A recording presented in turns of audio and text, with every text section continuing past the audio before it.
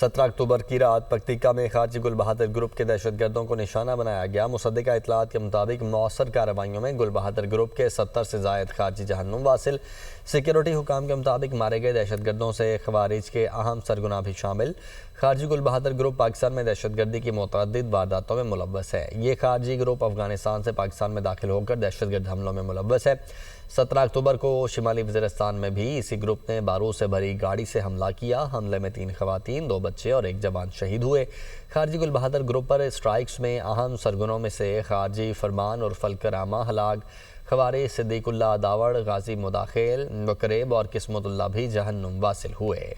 تو 17 اکتوبر کی رات پکتیکا میں خارجی گل بہادر گروپ کے دہشت گردوں کو نشانہ بنایا گیا۔ مصدقہ اطلاعات کے مطابق مؤثر کارروائیوں میں گل بہادر گروپ کے 70 سے زائد خارجی جہنم واصل ہوئے ہیں۔